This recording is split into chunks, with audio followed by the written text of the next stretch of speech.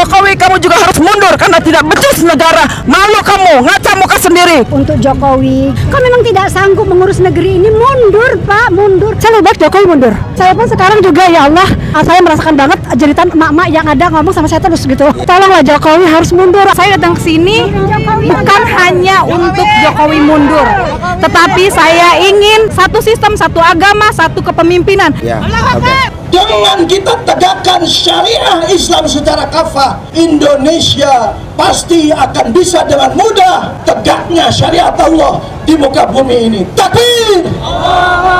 Kita harus hati-hati karena yang seperti ini, kelompok yang tidak mengerti, selalu melakukan provokasi dan menyatakan setiap kebijakan pemerintah itu salah. Orang-orang ini tiap hari kerjaannya demo melulu. Demo di istana, geruduk Pak Jokowi, apa nggak ada kerjaan lain? Ngapain bikin demo besar-besaran, bikin macet, nyusahin orang? Iya, kalau ada nasi bungkusnya. Kalau nggak ada nasi bungkusnya, kan kasihan orang demo-demo malah kelaparan. Wajib lengserkan Jokowi.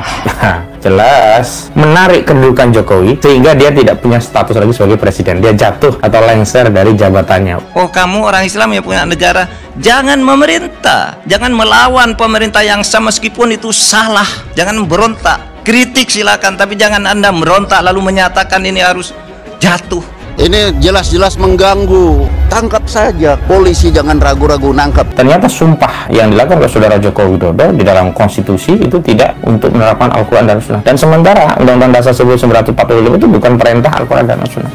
Kadrun sampah negara ini, pemuja HTI, kadrun-kadrun khilafah, sampah-sampah negara yang selama ini membuat kegaduhan. Mereka suka menyebarkan ujaran kebencian, propaganda, adu domba, memfitnah, terutama kepada pemerintah. Ini karena dalangnya belum pada ditangkepin. Dalangnya ini masih terus saja berkibar-kibar, nyerocos terus. Ada satu nih, mentornya nih, HTI yang ingin merusak keutuhan NKRI dengan memaksakan ambisi keagamaannya dia. Agama menurut dia, bukan agama menurut yang sebenarnya. Padahal kalau saya lihat fotonya, ya tampang-tampang sih, tampang kurang gizi, orang nggak jelas. Wow, ternyata dia memang benar kadrun.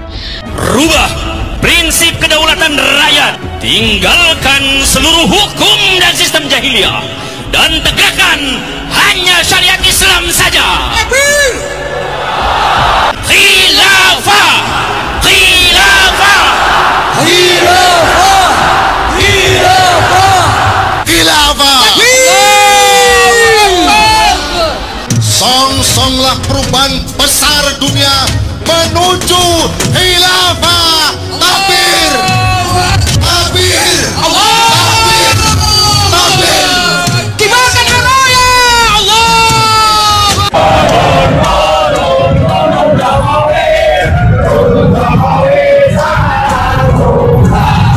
Khilafah Islamiyah, al-ummah turid khilafah Islamiyah. Allahu Akbar. Khilafah Islam, al-ummah turid khilafah Islamiyah. Bukan perjuangan ini apapun yang terjadi di depan sana.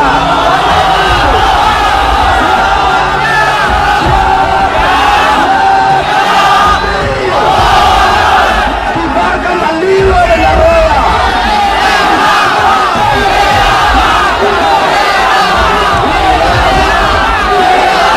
Manusia dijadikan khalifah di muka bumi, iya, jelas di dalam Al-Quran. Tapi jangan kemudian diolah seolah-olah ada sistem politik bernama khilafah. Mula uang nek uang maju pasti tidak mundur lagi membahas khilafah, karena khilafah itu dibahas Sayyidina Ali kali Muawiyah liku paten-patenan. Hancurkan sekat-sekat nasionalisme yang telah memecah belah kita semua. Jadi keliru sekali ketika ada yang menyatakan anugerah terbesar bagi bangsa Indonesia adalah Pancasila. Keliru. Justru anugerah terbesar ya bagi hidup kita juga bangsa kita, negeri ini Indonesia adalah menegakkan khilafah. Pancasila yang kita buat ini adalah Indonesia ini sudah khilafah sebenarnya dalam konteks ini. Ketika khilafah yang berdiri pada bentuk kekuasaan internasional menghilangkan sekat-sekat negara. Orang yang melakukan pembangkangan itu bugot, adalah orang-orang yang melanggar dan itu hukumnya haram. Tinggalkan seluruh hukum dan sistem jahiliyah dan tegakkan hanya syariat Islam saja. Kepemimpinan yang tidak menerapkan khilafah ini itu masuk 3 kategori: zalim, fasik, bahkan kafir gitu. Karena saudara Joko Widodo tidak memimpin untuk menerapkan Islam. Kalau benar Anda menemukan satu sistem yang diajarkan secara persis oleh Al-Quran, Al-Hadis tentang khilafah, saya jadi pengikutnya, saya akan mengkampanyekannya. Tapi pasti itu tidak ada, karena saya sudah berkeliling pesantren, berkeliling perguruan tinggi. Saya tanya mana sih dalilnya? Tidak ada. Yang mengatakan bahwa khilafah ini adalah ajaran Islam. Dari mana? Jangan kerdilkan Islam seolah-olah Islam itu mewariskan sistem politik yang penuh darah itu. Penuh dengan pembunuhan, penuh dengan penyelewengan, baik terhadap syariat maupun hakikat. Maka kami akan bersungguh-sungguh berjuang untuk menerapkan syariah Islam secara kafah dalam naungan khilafah. Takbir, takbir, takbir. Kita harus hati-hati karena yang seperti ini, kelompok yang tidak berani, selalu melakukan provokasi dan menyatakan setiap kebijakan pemerintah itu salah. HTI adalah organisasi terlarang yang ingin menggantikan ideologi bangsa, tentu harus dibubarkan. Negara ini dirugikan apa oleh HTI? Tunjuk satu saja kerugiannya. Begini, bagaimana sistem pemerintahan kita, dasar negara kita itu harus diganti. Itu salah enggak? Salah kan? Salah enggak? Itulah radikalnya. Itu persoalannya. Di mana letak kesalahan bendera ini? Ini kalimat mulia. La ilaha illallah Muhammadur Rasulullah. Lah kalau kita dipaksa menjauh dari agama kita, menjauh dari kalimat tauhid, ini kan sama saja ingin menjauhkan umat Islam dari agamanya.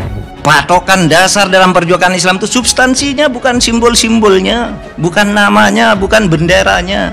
Saya punya bendera tauhid banyak macam-macam. Nggak pernah saya melarang bendera tauhid. Tetapi bendera tauhid yang disalahgunakan untuk menekan orang lain, untuk menjelekkan orang lain, itu yang saya lawan. Negara Pancasila ini sudah final. Kalau ada yang keluar dari Pancasila, dari Undang-Undang Dasar 45, dari NKRI, dari kebinekaan kita, itu hal yang sangat fundamental sekali. Kalau ada ormas yang seperti itu, ya kita gemuk. Saya Jokowi, saya Indonesia, saya Pancasila. Khilafah bukanlah sesuatu yang baru terdengar di telinga banyak warga Indonesia. Khilafah mulai diperkenalkan semenjak organisasi Hizbut Tahrir Indonesia atau HTI bertandang di negara merah putih ini. Setelah organisasi eksklusif ini dibubarkan oleh pemerintah, khilafah mulai hilang kendali, sehingga ia berjalan bagai anak ayam tanpa induknya. Seperti diketahui, Ahmad Kosinuddin pernah menjadi pengacara Gus Nur yang terdakwa kasus ujaran kebencian dalam ceramah-ceramahnya. Ahmad Kosinuddin juga pernah menjadi Direktur Pusat Kajian dan Bantuan Hukum Hizbut Tahrir Indonesia atau HTI. Pada tahun 2020, Ahmad Kosinuddin juga pernah ditangkap polisi. Ia ditangkap atas tudingan menebar berita palsu, namun tidak sempat ditahan. Rekam jejak Kosinuddin ternyata akhir-akhir ini baru tercium bau-bau khilafah. Karena Kosinuddin sangat optimis dengan konten di media sosialnya tentang masa depan khilafah dijadikan sebagai sistem di sebuah negara dengan menggantikan sistem demokrasi. Sangat disayangkan pengetahuan Kosinuddin. Seharusnya pengetahuan ini tidak digunakan untuk sesuatu yang tidak baik, yakni khilafah. Khilafah dinilai tidak baik karena ia bersifat imajinatif. Khilafah tidak bakal terwujud dan benar-benar menjadi sistem di suatu negara, apalagi di seluruh dunia, karena mustahil terwujudnya sistem pemerintahan yang diakui oleh seluruh negara di penjuru dunia. Kita tidak habis pikir, semangat mengusung khilafah dalam memperjuangkan sistem ini. Mereka seakan-akan mengharapkan sesuatu yang bermanfaat sedikit pun, sehingga tidak bernilai apapun. Mereka tampil di belakang khilafah hanya untuk menjadi oposisi pemerintah dengan tujuan politis. Mereka hanya untuk melumpuhkan kekuasaan pemerintah sehingga mereka dapat merebutnya. Pengusung khilafah sesungguhnya membual saja. Mereka tidak percaya atas apa yang diperjuangkan. Sangat mungkin ketika kekuasaan didapat, mereka pasti tidak bakal memperjuangkan khilafah lagi. Mereka akan tetap kembali ke demokrasi karena hati nurani mereka hanya terpaut terhadap demokrasi. Sadar atau tidak, pengusung khilafah dalam hati nuraninya ingat bahwa demokrasi merupakan sesuatu sistem yang dibangun dengan darah perjuangan oleh beberapa pahlawan bangsa. Sangat tidak bermoral orang-orang yang tidak memperjuangkan apalagi bersikeras menggantikan demokrasi dengan sistem yang lain. Karena perjuangan mereka yang sesungguhnya bukan untuk khilafah, tapi hanya untuk melumpuhkan kekuasaan pemerintah. Maka tidak boleh baper merespons setiap argumentasi yang disampaikan mereka tentang khilafah. Anggap semua argumentasi mereka sebatas membual saja. Maka dari itu, pemerintah atau rakyat tidak boleh terpengaruh dengan modus khilafah yang dikampanyekan oleh pengusungnya. Tetaplah bersikap optimis dalam menjalankan sistem demokrasi tanpa berpikir negatif yang dapat merusak sistem demokrasi yang sudah ada. Pikiran negatif ini akan berakibat negatif pula terhadap masa depan seseorang. Qosinuddin itu adalah seorang politikus. Pasti pikirannya tidak selurus agamawan fundamentalis. Qosinuddin pasti punya kepentingan di balik semua kampanyenya tentang khilafah. Secara general, kepentingan yang dimaksud adalah kekuasaan. Qosinuddin pasti sadar bahwa tidak ada musuh yang abadi di dalam politik. Sebaliknya, tidak ada teman yang abadi pula di dalam politik. Boleh jadi sekarang di saat berjuang menggapai kepentingan yang dirahasiakan, Qosinuddin masih sangat soulmate dengan pengusung khilafah. Karena sekarang mereka sepemikiran, tapi begitu kepentingan itu tercapai, Qosinuddin pasti berubah haluan dengan memusuhi khilafah.